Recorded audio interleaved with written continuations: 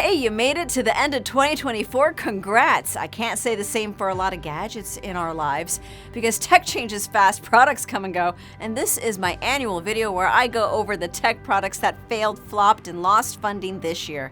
Some of it is a little sad, but some things you will be glad to see gone. Hey, did you know that you outlasted this and this? And this fella? Yeah, I'm proud of you. I'm Bridget, Carey, and it's time to say goodbye to the tech that died in 2024. Fossil smartwatches are now smartwatch fossils. The watch company Fossil is no longer making smartwatches. The last model was the Gen 6 that ran Wear OS. And if you say, well, that's because Apple has the best smartwatch, don't hold your breath because Apple can't track your breath anymore. This year, Apple discontinued selling watches that use the blood oxygen sensor because Apple lost that patent dispute and was ordered to remove the feature.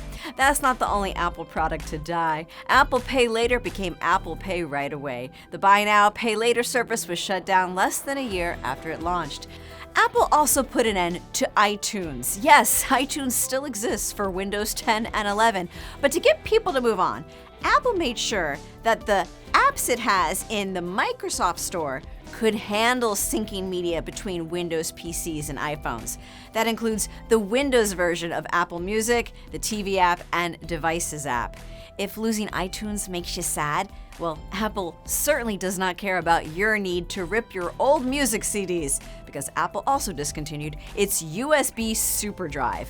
But who needs something to read CDs and DVDs anymore? Best Buy stopped selling physical movie discs this year, and RedBox, a company that began 20 years ago, announced it was shutting down 24,000 of its kiosks when it filed for bankruptcy. And since I'm already breaking the hearts of 90s kids, here's another relic of the 90s that's now gone. Instant messaging service ICQ shut down after 27 years. So the age of instant messaging is officially dead. Google wouldn't be Google if it didn't shut down a bunch of side apps that you didn't know about, so I'll just list them and let's see how many you used. Google Pay in the US ended in June to move everyone to Google Wallet. Google Podcast discontinued to move everyone to YouTube Music. Google discontinued the Stack PDF Scanner app to get everyone to just use Google Drive, which does the same thing. Google One VPN ended, and it didn't move everyone to something else because no one was using it.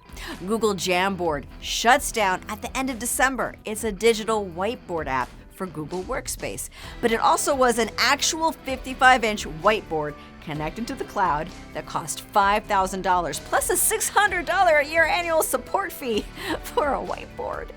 Yeah, I wonder why it died.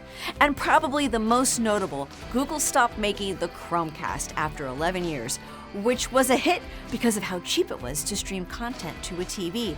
To replace the Chromecast, Google began selling a $100 device called the Google TV Streamer, which also streams video, but by calling it a new product, they can now charge you more to put YouTube videos on your television.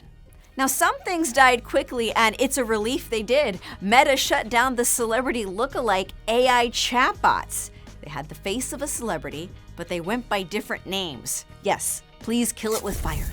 Snapchat can't seem to ever get its hardware to take off. It launched a flying camera called the Pixy drone and then recalled all of them for overheating batteries. Spotify also crashed out in the hardware game. It shut down the accessory called CarThing, which was a thing that streamed music in your car. It was $100. Now that thing is just e-waste. All units don't work, and you have until January 14th to request a refund. Lots of tech dies when it loses usefulness, and that applies to a well-known robot that retired this year.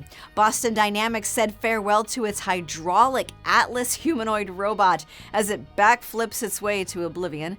It caused us so much collective discomfort to see what moves they could get this robot to do, and now they made a video of all the ways it also awkwardly rolled to the ground. Atlas has been jumping and lifting and doing this stuff for 11 years in development. But no time to mourn because the company is working on another more frightening humanoid product to take its place, this time fully electric.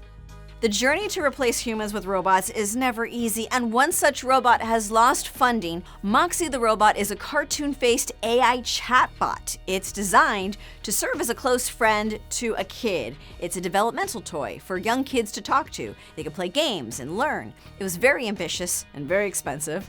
It was first announced in 2020 and it cost $800. Moxie cannot perform core functionality without connecting to the cloud servers, and those cloud servers cost money. There's no more funding.